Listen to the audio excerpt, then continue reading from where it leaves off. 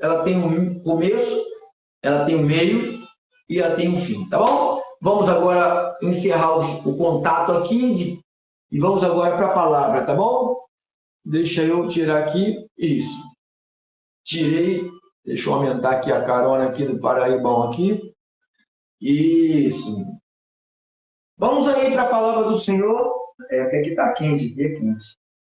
E o ar-condicionado aqui é muito barulhento. Não dá nem para ligar, tem que ficar no ventilador aqui, pequenininho aqui. Vamos aí para a palavra do Senhor. Vamos para a palavra do Senhor. Vou tirar aqui o fundo musical, porque na live eu não prefiro sem.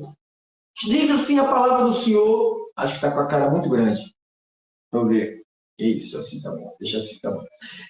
A palavra do Senhor, vamos começar aqui no livro histórico de João.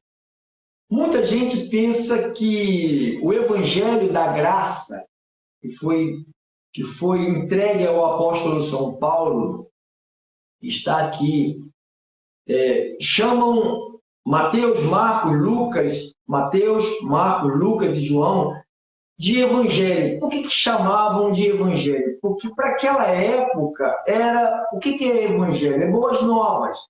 Então, Mateus, Marcos, Lucas e João, para aquela época, ele era tratado como Evangelho, porque era uma coisa nova que está sendo anunciada e era chamado de Evangelho, ou seja, boas novas. Então, no livro de João, capítulo 19, João 19, versículo de número... O tema de hoje é tudo está consumado. Diz assim a palavra do Senhor. João, capítulo 19, versículo 28,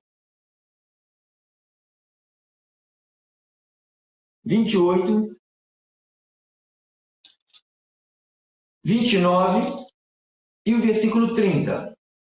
João 19, 28, 29 e 30. Depois, vendo Jesus que tudo já estava consumado, para se cumprir a Escritura.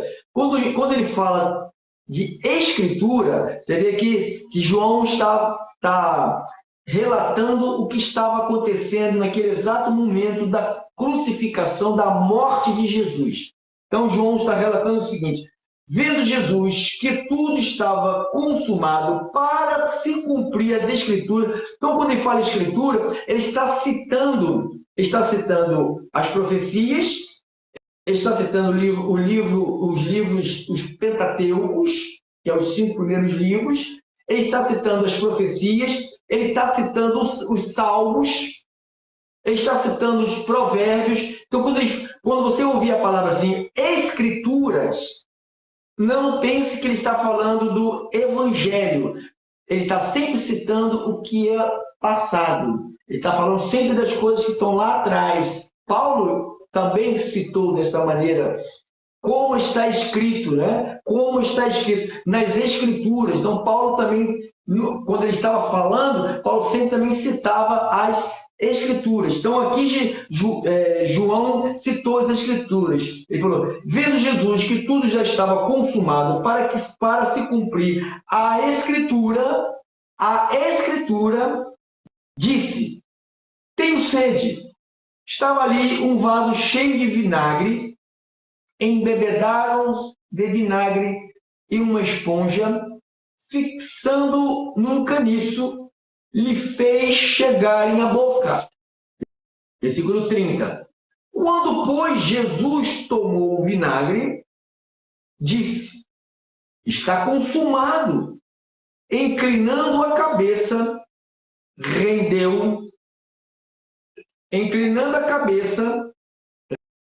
rendeu o Espírito. Senhor Jesus, é a tua palavra, Senhor, a qual eu creio que ela é viva,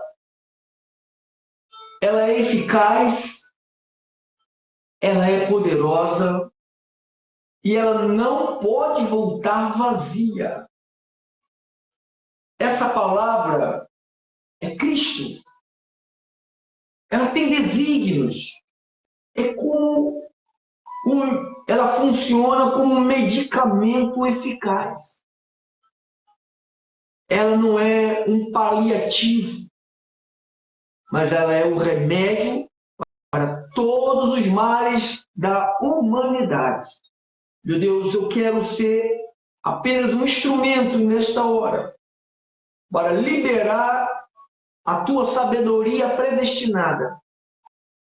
A palavra da cruz, que é loucura para aqueles que se perdem.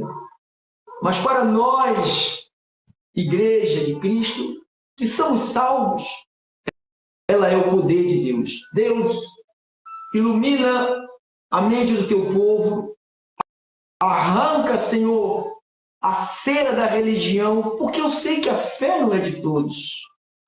Nem todos vão crer nessa palavra. Nem todos vão viver pela fé. Mas a tua palavra diz: quem não viver pela fé, a Bíblia diz que não agrada a Deus. Não agrada a Deus. Meu Deus, eu oro, mentes desbloqueadas, ouvidos destapados, olhos iluminados. Aí sim, o Evangelho penetra e faz morada na nossa vida. Eu oro em nome de Jesus, e se você recebe essa palavra, digam todos: eu recebo, em nome de Jesus. Amém, amém e amém. Glórias a Deus, graças, paz, misericórdia e amor da parte do Senhor. Então, quando você pensa nessa expressão de Jesus, quando você pensa nessa expressão de Jesus, quando ele disse: tudo está consumado. O que ele consumou ali? O que ele quer dizer consumado? Quer dizer, o que vem a ser consumado, acabado, foi até o fim, completo, aqui não falta nada. Então, consumado quer dizer, não falta nada, completo, perfeito, sem defeito. Então, não falta nada, nadinha, nadinha. Então, na cruz, ele consumou todas as coisas. Vamos fazer aqui uma captura, né? Nisto aqui. Porque a gente leu a morte. Aqui você está lendo a morte. Você está vendo Jesus, nos últimos segundos de vida, ele declara algo poderoso. Ele diz: quando Jesus tomou o vinagre, ele disse: está consumado, está acabado, fui até o fim e terminou, não falta mais nada. Eu fiz absolutamente tudo para levar o meu povo de volta para Papai Deus, para Papai Deus. Não falta nada, não precisa, o homem não tem como se meter nisso para tentar fazer alguma coisa, para levar o outro homem de volta para Deus, porque eu já fiz, eu terminei, eu acabei. Essa palavra consumado quer dizer acabado, foi até o fim. Jesus, no momento da crucificação, no momento da agonia dele, ele falou: Pai, se for possível, não me deixe passar por isso. Apartar de mim esse cálice, quer dizer, não me deixe, quando ele fala, aparta de mim esse cálice, quer dizer, não me deixe passar por isso. Cálice ali era o sofrimento. Cálice ali, quando ele diz, não me afasta de mim esse cálice é as dores, sabe? É a vergonha, sabe? É a exposição que ele foi exposto, foi humilhado. Essa humilhação, ele sendo Deus, diz o apóstolo Paulo em Filipenses, sendo Deus, não usurpou ser igual a Deus, antes se esvaziou-se da sua glória, assumindo forma humana. Diz que ele foi, ali na cruz estava um homem. Vamos ver a história. Promessa feita e promessa cumprida. Olha aqui que maravilha. Guarde aqui João e vem aqui no livro do profeta Isaías, no capítulo 9, Isaías 9, olha só que coisa mais linda. Isaías 9, versículo de número 6. Olha a profecia. Profecia. Não tinha nada, nada de nada. Não havia Jesus na terra, não havia o Filho do Homem na terra, nada. Só havia uma palavra que disseram que veio da parte de Deus, dita por um homem chamado Isaías. Aquele Isaías que dizia assim: não, Senhor, eu não posso, porque eu sou um homem impuro, meus lábios é impuro. Imagina o que esse homem falava, né? O que esse homem vivia, o que esse homem pensava. Ele não era nenhum santinho, não, irmão. Ele era uma pessoa, era um ser humano, cheio de defeitos, cheio de fraquezas, cheio de altos, cheio de baixos. Mas a Bíblia diz que ele tentou fugir de levar esse recado, o que era um absurdo. Deus é Deus de dar recado absurdo mesmo. Deus é Deus de dar recado absurdo. Então, ele falou, ele dá o recado no capítulo 9 de Isaías, versículo 6. Porque um menino nos nasceu, um filho se nos deu, o governo está sobre os seus ombros, o seu nome será maravilhoso, conselheiro, Deus forte para a eternidade, príncipe da paz. Então, se você começa aqui a analisar a profecia do menino que ainda não tinha chegado, mas na palavra de Deus que veio até Isaías, já estava dizendo que um menino nos nasceu, cara. Ele já nasceu. Você vê que Deus fala coisas que aos olhos, aos ouvidos e aos nossos olhos são coisas absurdas. Você quer ver? Quando Deus fala para Noé, para avisar a humanidade que iria cair água na terra, que ia lotar de águas na terra e afogar todo mundo, isto era uma novidade, sabe, daquela. Por que novidade? Porque não havia chuva de água, havia orvalho. Deus regava a terra com orvalho. Sabe? Quando está bem frio, né? Não choveu, mas está tudo molhado. Aquilo ali se chama orvalho. Era isso que caía na época de Noé. Mas Deus que fala coisas absurdas à nossa mente humana, né? Aos humanos. Por isso que nós somos seres espirituais com experiências humanas. Nós não somos humanos com experiências espirituais. Nós somos seres espirituais com experiências humanas. Estamos aqui com experiência humana. Então, quando Deus diz que o menino ia nascer, que um filho se nos deu, aí você corre aqui no livro do profeta Isaías, no capítulo 53, Deus usa esse homem e ele começa a profetizar, né, sobre o martírio, né, o nascimento e o martírio, Cristo sendo oprimido, Cristo sofrendo, Cristo sendo transpassado. Então, ele fala sobre o nascimento, depois ele passa, no capítulo 53, ele já passa pelo martírio, fala do nascimento, depois ele vai para o martírio, no sofrimento, para chegar lá em João, para ele chegar a dizer, tudo está consumado, primeiro começou aqui na profecia, dizendo, segundo os estudiosos da Bíblia, os historiadores, aqueles que fazem grandes pesquisas, né? Diz que se passou da profecia até o nascimento, né? Até o nascimento de Jesus, que está em Lucas, aqui, ó, Mateus, Marcos, Lucas, capítulo 2, aqui, ó, Lucas 2, 7. Lucas 2, 7 diz: e ela deu à luz a seu filho primogênito, e o enfaixou e o deitou numa manjedoura, porque não havia lugar para ele naquela hospedaria. Então aqui começa a falar do nascimento, né? Fala do nascimento, onde ele nasceu.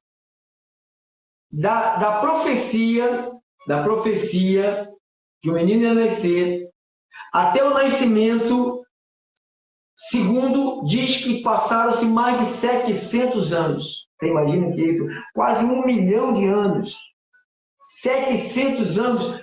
Muitos não, a maioria deles, todos eles que ouviram a profecia, não viram isto.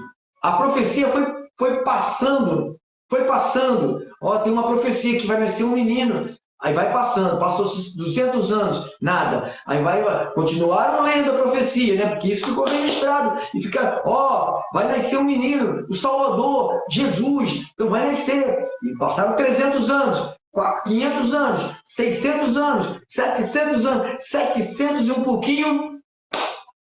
Cumpre-se a palavra, promessa feita, promessa cumprida. Nasceu lá. Nasceu naquela cidadezinha pobre, naquela cidade onde não tinha nem lugar para ele nascer. Não tinha uma hospedaria, não tinha um conforto, uma casa com um colchãozinho, nada de nada. Foi lá, simplesinho, simples, num lugar simplesinho, nasceu o nosso Senhor e o nosso Salvador, que foi profetizado absurdamente pelo homem chamado Isaías, que disse: eu não posso profetizar porque eu sou homem, que eu tenho os lábios são impuros, eu habito no meio de um povo impuro, eu sou impuro. Então, quando Deus chama alguém, é verdade, irmão, a gente se sente muito impuro para termos um relacionamento com Deus puro. Todos os homens, todas as mulheres de Deus, quando foram convocados por Deus, se sentem incapazes por causa da fraqueza da carne, por causa da nossa natureza decaída. Não existe, Deus não chama ninguém preparado, santinho, esse aí já está perfeito, completo. Não, Deus chama pessoas mesmo toda torta, todos debilitados, gente sem preparo, gente sem cultura, gente, sabe, de boca suja, gente com maus hábitos, como o apóstolo Paulo foi um bandido, foi um matador, foi um perseguidor, foi um homem violento, castigava, arrebentava, explorava. Deus foi lá e chamou esse homem. Deus foi lá e chamou esse abençoado chamado Paulo.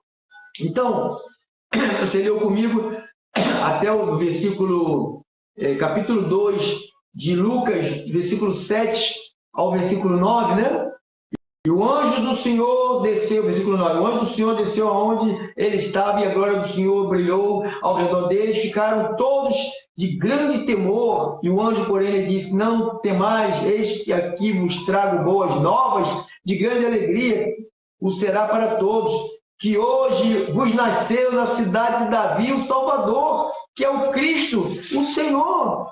E isto vos servirá de sinal: encontrareis uma criança envolta em faixa e deitada em uma manjedoura. Subitamente apareceu com um anjo a multidão de milícias celestiais, louvando a Deus, dizendo: glória a Deus nas maiores alturas, paz na terra aos homens a quem ele quer bem. Então, o anjo anunciando aos reis magos, né, para irem lá ver o Salvador, para ver lá o Redentor, para ver aquele que seria nasceu o Salvador, o Cristo. Cristo aqui, a palavra aqui, é um ungido de Deus, um verdadeiro ungido de Deus, que é Cristo, né?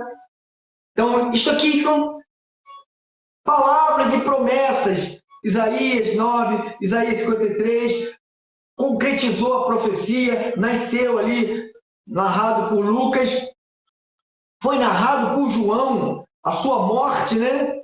E também foi narrado por João no capítulo 20, o versículo 1. No primeiro dia da semana, Maria Madalena foi ao sepulcro de madrugada, sendo aí escuro, e viu que a pedra estava revolvida. No versículo 12, diz assim: Maria, entrando, permanecia junto à entrada do túmulo, chorando. Enquanto chorava, abaixou-se e olhou para dentro do túmulo e viu 2 anjos vestidos de branco, sentados onde o corpo de Jesus fora posto, um na cabeceira a um lado e outro nos pés. Então lhe disse, perguntando: mulher, por que choras?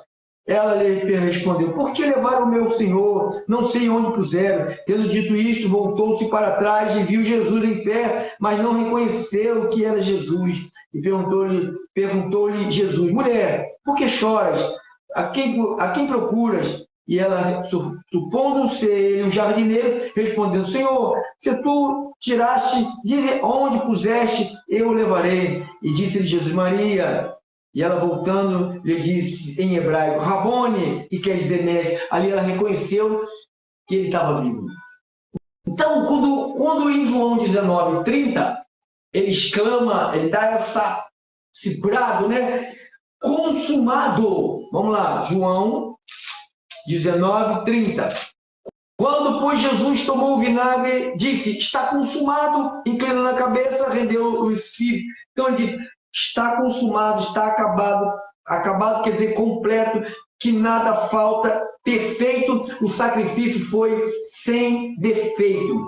No livro de Hebreus, Paulo escrevendo aos Hebreus, no capítulo de número 9, no versículo de número 11, diz assim, Hebreus 9, 11, ele disse assim: quando, porém, veio Cristo como um sumo sacerdote de bens já realizados, mediante o maior e mais perfeito tabernáculo, não feito por mãos, quer dizer, não desta criação, não por meio de sangue de bodes, nem de bezerros, mas pelo seu próprio sangue entrou no Santo dos Santos, e uma vez por todas, tendo obtido eterna redenção. Portanto, se o sangue de bodes e de touros, cinza de uma novilha, aspergida sobre os contaminados da época do sacrifício dos animais, os santifica quanto à purificação da carne, muito mais o sangue de Cristo, que pelo Espírito Eterno a si mesmo se ofereceu sem mácula a Deus, purificará a nossa consciência de obras mortas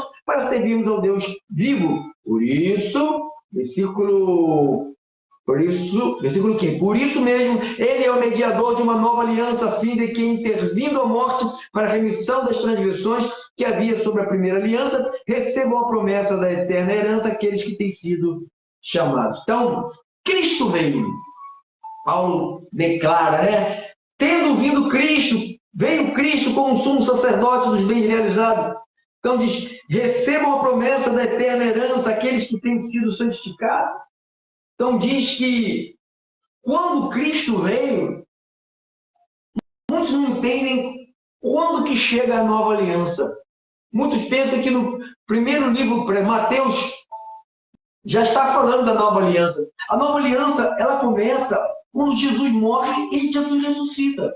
Quando Jesus derrama o seu sangue, é ali que foi estabelecido uma nova aliança. Foi ali na morte e na ressurreição, da consumação. Jesus se entregou por nós. Jesus pagou o preço para a nossa redenção. Jesus pagou o preço pelo pecado da humanidade. Aquilo que separava-nos de Deus foi pago.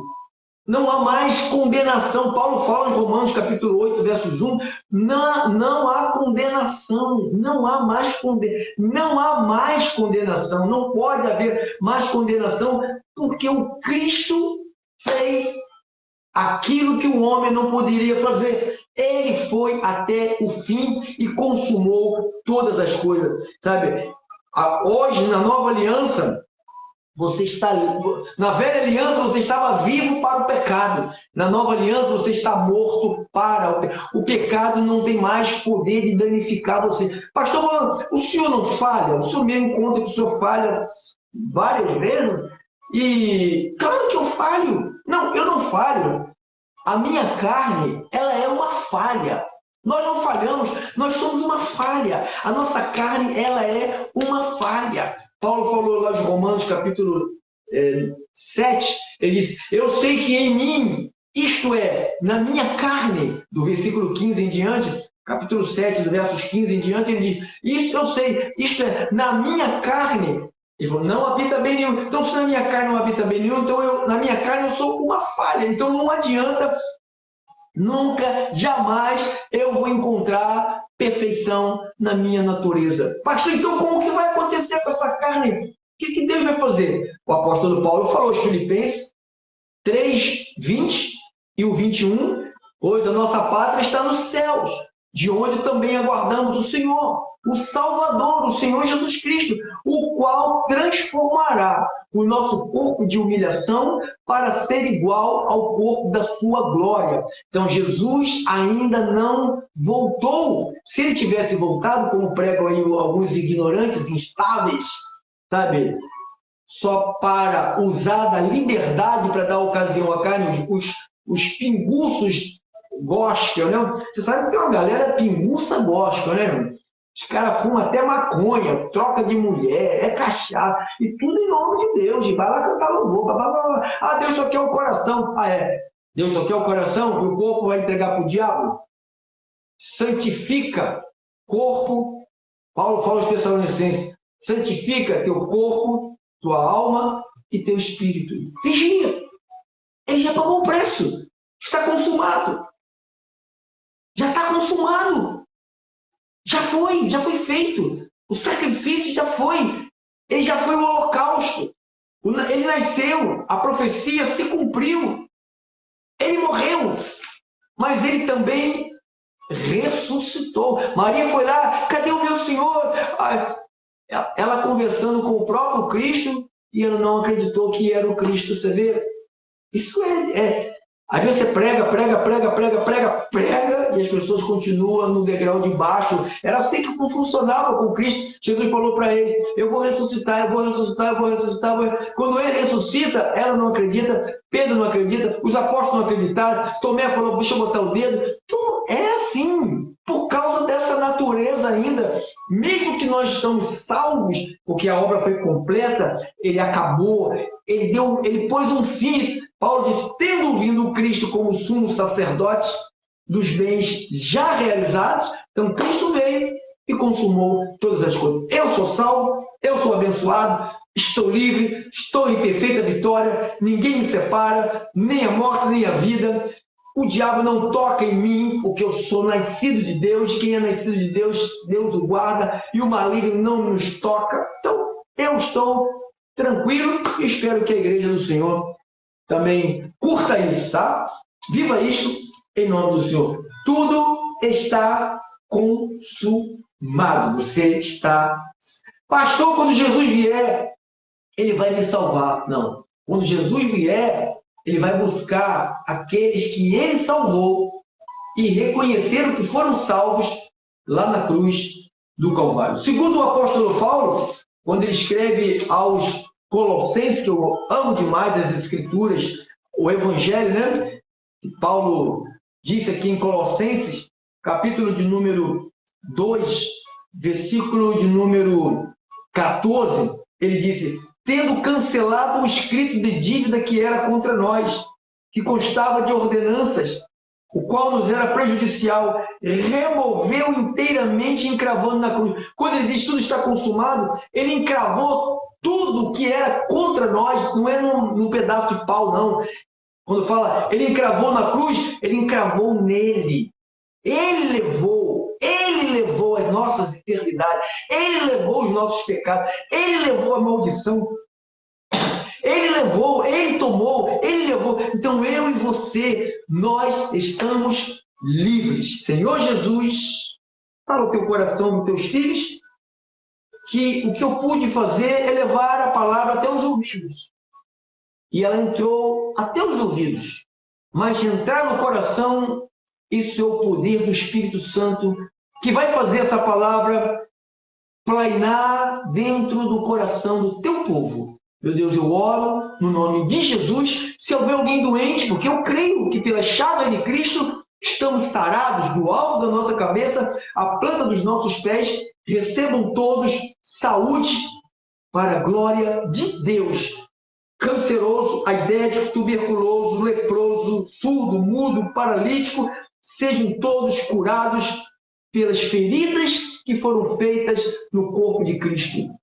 E eu oro, e se você crer, receba pela fé o teu milagre no nome de Jesus. Amém, amém e amém. 2 minutos para terminarmos. Amanhã, às 7h30 da noite, 19h30, estaremos reunidos na rua Roberto da Silveira, número 10, em frente ao prédio da Água dos Rios, Esta rua fica no bairro de Olinda, no município de Nilópolis, aqui no Rio de Janeiro, na Baixada Fluminense. Pode vir, temos estacionamentos, escolinha para criança, uma nave climatizada com ar-condicionado, você vai ter um espaço em ordem, um espaço organizado, com decência, com organização, com temor a Deus. Ali você não vai ver desfile de filé mignon, lá você vai ver mulheres santas, mulheres sagradas, homens de Deus, separados pelo Senhor Jesus Cristo, tá bom? Glórias a Deus. Fala, irmã Ana Lúcia, abençoada, doutora Ana Lúcia. Então, deixa eu sair aqui da rádio, fazer um convite para os irmãos das rádios, né? Venha estar conosco amanhã, venha nos visitar, venha ouvir Deus através da palavra do Senhor, tá bom? Vou soltar aqui a oração para a rádio. Soltei. Agora eu vou fechar aqui o Facebook. Fechei aqui. Isso. Deixa aqui. Então, você que está por aí, tenha uma noite abençoada para todos. Um beijo para a família Restrição, um abraço gostoso. Se você quer falar comigo, meu telefone é o 98602-2369. 98602-2369. Chegamos no nosso final. Amanhã estaremos juntos. Se vocês quiserem estar junto comigo lá na comunidade, estaremos ali para a glória de Papai Deus. Boa noite, graça e paz. Paz do Senhor. Tenham todos uma noite abençoada. Cristo em nós é a esperança da glória. Beijo, minha mãezinha. A descansar, a glória de Deus. Tchau, tchau.